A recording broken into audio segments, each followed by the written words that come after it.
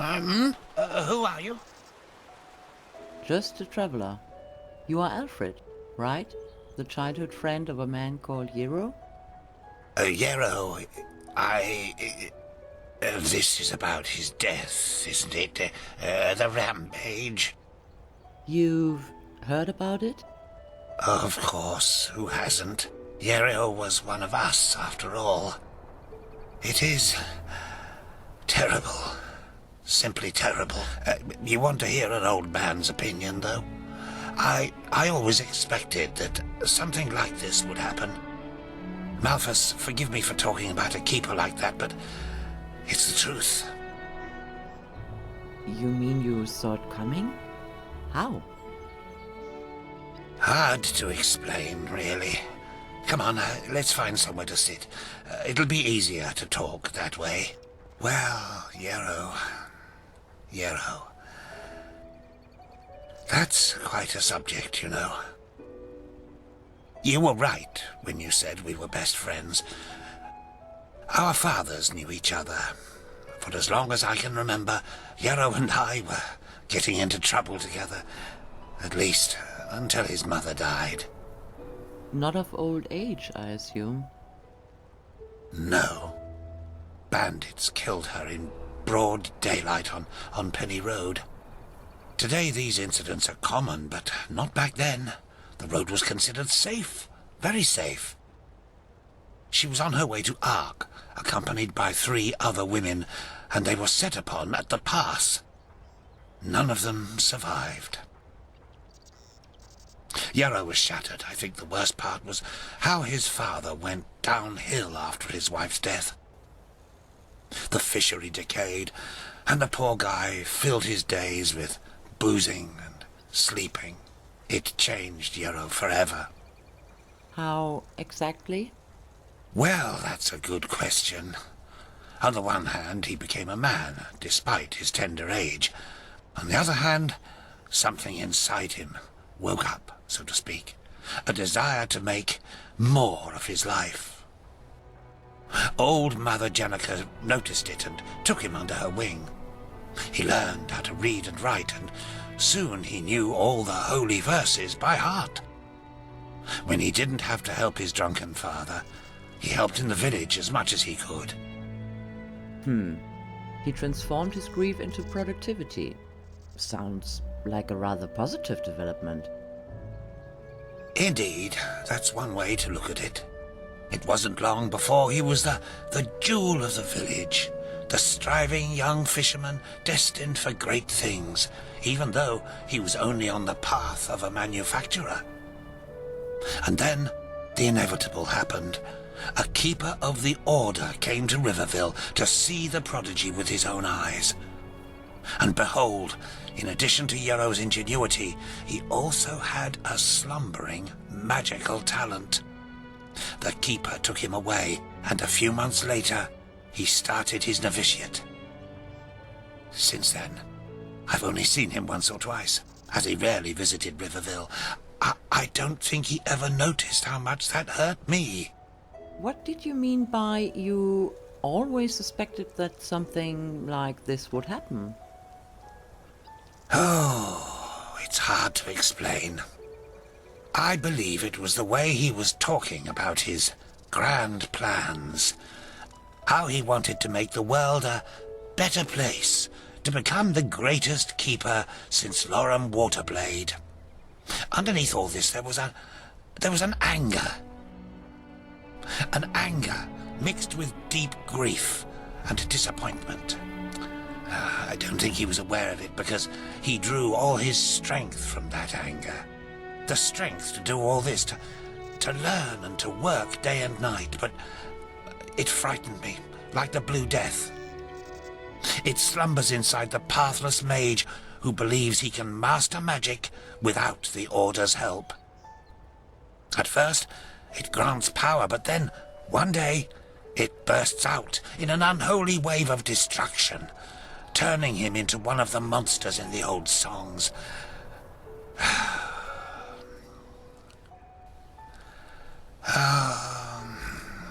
Anyway, I'm just an old man, What do I know about these matters? Now let me go to sleep, my dame.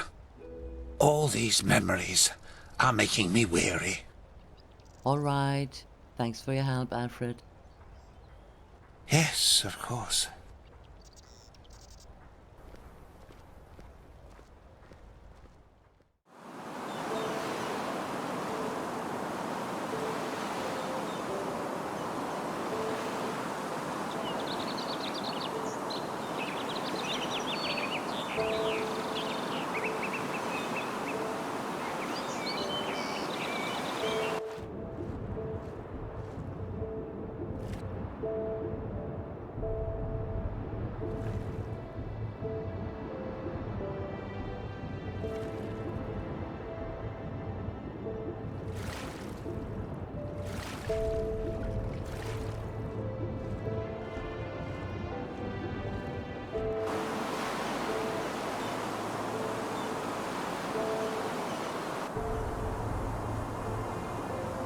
Yesterday, when Syrah and I sat under the old oak, she said something I can't get out of my head. The greatest peril in life is forgetting one's own ideals. These letters, the testimonies of my path, shall ensure that I don't. Letter 1, 8171 after starfall. Yesterday, a keeper came into the village to offer me a novitiate. Apparently, old Mother Ilana set forth the matter after she realized I was magically gifted. Grateful as I am, the matter raises a strange train of thought. Maybe, in some grotesque way, it was good that my mother died that day. Why, you ask? Because it opened my eyes. Before, it was my only wish to make Father proud. Father, a fisherman. Now, I cannot help but feel anger when observing the village folk around me. Day in, day out, they follow the same routine. Wake up, work, carouse, and sleep. Is this all they want from life? Don't they too take note of the ills in this world and have the desire to change something? Only Syrah is different. She understands what drives me, and she shares my dream of a better world. I told the keeper that I will come, but only if she is granted an apprenticeship in Ark. Thank Malphus, he agreed.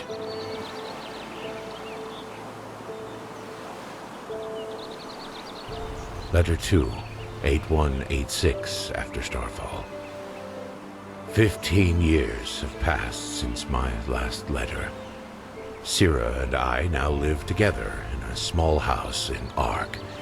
It's been 5 years since I undertook the holy trial, but despite what I thought, I did not join the military wing of the order. Instead, I became a magister. Why? Because the children I teach will shape the future of this world. Because there is enough bloodshed already. 2 weeks ago, the Trinchessa approved Syrah's concept of the food bank. It obliges every wealthy citizen of Ark to pay a handful of pennies to the Order, with which the Order will provide a warm meal for the Undercity dwellers once a week. Their reactions embittered me. The decree does not ask for much, yet they protested as though we threatened to take their homes. I will never understand people like them. As sad as this may sound, I am happy. My life provides me with a feeling of purpose, and I still have Syrah at my side after all these years. It is strange, even though I know you will never read these lines, it almost feels as if through them I can speak to you. Syrah, I love you.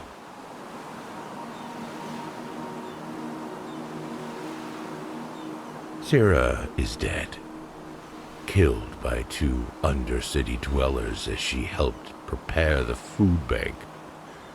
How swiftly these words are written, yet how can I even remotely begin to express this pain, this void? Sira always said it helps to write, yet it doesn't. I sit here watching the ink dry and the letters form the words of a stranger in my own body. I am a stranger when I wake up in the morning. I am a stranger when the sun sets at dusk. I am a stranger when I lie in bed at night. The path condemns suicide as a crime because we all have a purpose in this world. But what is mine? I look ahead and I see 30 winters of solitude. I look back and I see nothing but a trail of broken dreams. Our food bank caused brawls and murder in the Undercity, and the rich forced the Turchessa to revoke the decree. So tell me, Malphas, is this my purpose? To fail? My thoughts are chaos and I'm too tired to continue writing.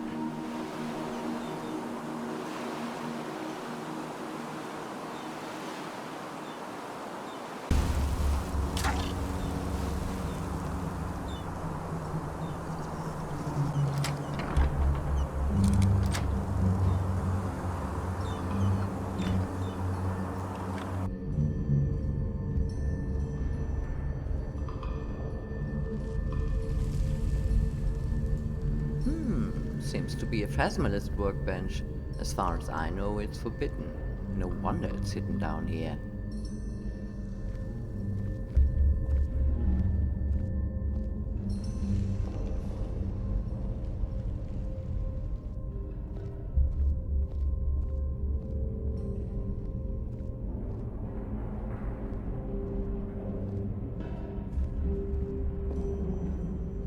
Traps. Someone is eager to keep something secret.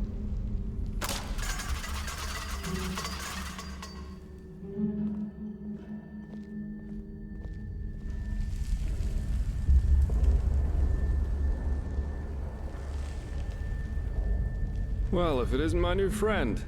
Any luck? Yeah. I found what Yero tried to get rid of. Here, have a look. Interesting. I didn't know about his companion's fate, to be honest. Irony of fate, isn't it? Murdered by those you wanted to help. But the Order will definitely be interested in these letters. Well done. That just leaves the old man in the village. Yes, I had a chat with him. He thinks Yero was too ambitious. That he wanted too much at once and did not stick to the conventions. After suffering a hard blow at a very young age, he quickly took responsibility for his life. And even more than that, he backed away from his path of the manufacturers. And he was also gifted with magic. A keeper of the Order spotted him and Yero started his novitiate. Alfred saw it coming somehow. Yero was so ambitious that he wanted to become the greatest keeper of all time. Well, well. That's interesting. Good work. That should be all we need then. Splendid. What about you? Did you find something? I did, and now I finally know what to make of it. Come, follow me.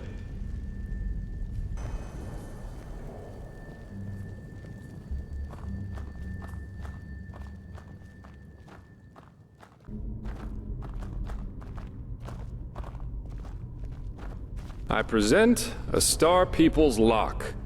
And I bet my buttocks we'll find another answer behind that door over there. A Star People's lock? I've never heard of that before. Doesn't surprise me.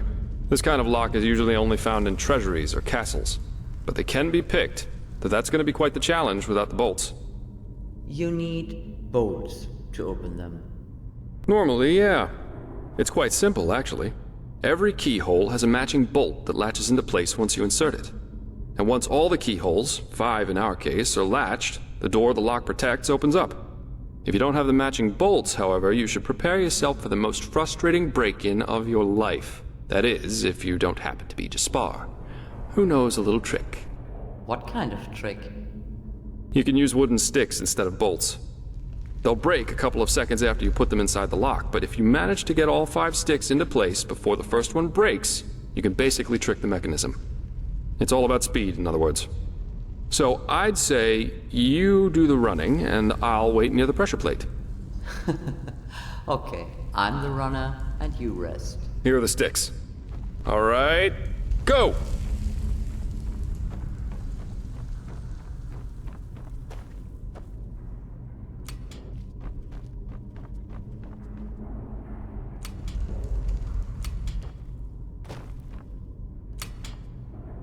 Brilliant! We're really good at this. Now let's take a look and see what the old Magister didn't want anyone to see, shall we?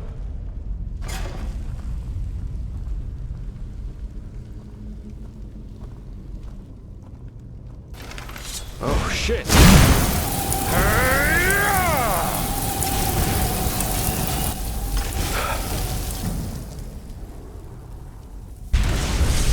Oh, a fire elemental.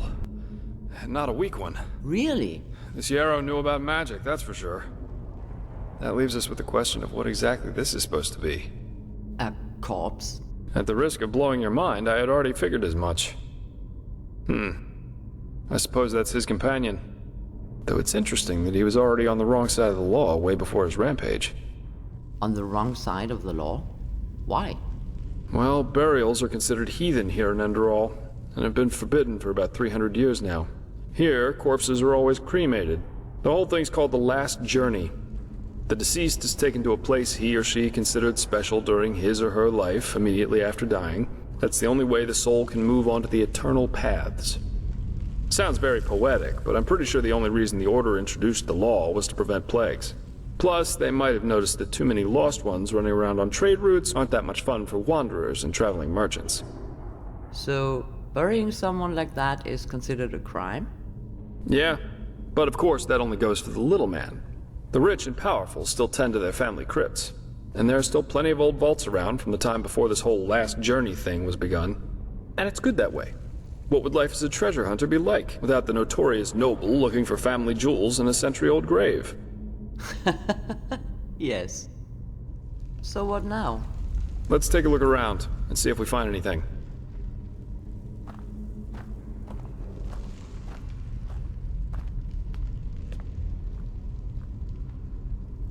Here, I found Yira's memorial book. Beloved Sira, this is my last letter. In it, I ask for forgiveness, for it was I who murdered you. No, of course, it wasn't me who held the knife, but it was me who infected you with my fallacy. The fallacy that the world wants to be saved. It doesn't. Yes, Sira, there's still a part of me who refuses to believe these words, even as I write them. But just one look is enough to prove me a fool. We have so much, yet we are never content. We could make peace, yet we choose war. We embrace hatred over love. And no, Sira, there is no hope, no silver lining, no matter how much we try to tell ourselves the opposite. Mankind is at its end. It has been since some mad god created it for his amusement. A Quiranian philosopher once said that there comes a time in our lives when we make a choice. A choice to live virtuously, yet in austerity, or ignobly, yet in pleasure. The philosopher called this second choice choosing the void, because this is what lurks behind its pretty face. Do you see it now, Sira? The bitter truth? They all chose the void, all but us. We who dreamed of something bigger. We who were willing to make a sacrifice for the greater good. Just imagine what we could have done if we hadn't been alone. But we were alone from the very beginning. And no, Sira, these words do not come easy. You of all people should know that. I wanted to believe there was hope. I wanted to believe that all one has to do is remain strong, but look where our idealism brought us. Here I am, in front of your dead body, murdered by those you wanted to help. We should have fled. Fled to a faraway isle to grow old together. But we didn't. And why? Because I corrupted you with my delusions. I, too, will go, Sira. I don't think there is life after death, and I do not care. But before I make my exit, I will give this world what it deserves. Do you remember? They all chose the void. They shall have it. A tragic ending for a tragic personality, I'd say. Well, I think that should suffice. What do you think about all this? Well, what should I think about it? Yarrow was a self-righteous fool, just like all these do-gooders are. They celebrate themselves as great messiahs as long as everything goes well, but once they fail, it's the bad, bad world that's responsible for it. The wise hermit has a good saying for that. People are only idealists until it starts to hurt. He and his lady should have simply stayed in Riverville. You've got a point there. Glad you see it that way. So, what's next? Are we going to Ark? I really want to get rid of this fever. Yeah, we are. Here, I've got 2 teleport scrolls that can take us right back to Riverville. Just meet me in the tavern once you're ready to go. Teleport scrolls. Nice. I have some stuff to take care of, so there's no need to hurry. Farewell.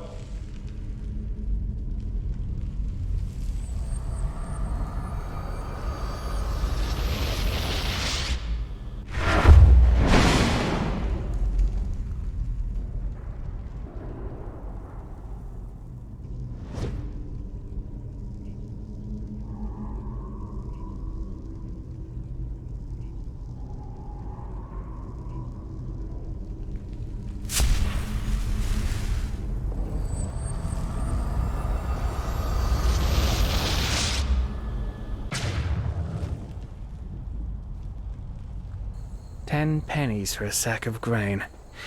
Damn these farmers.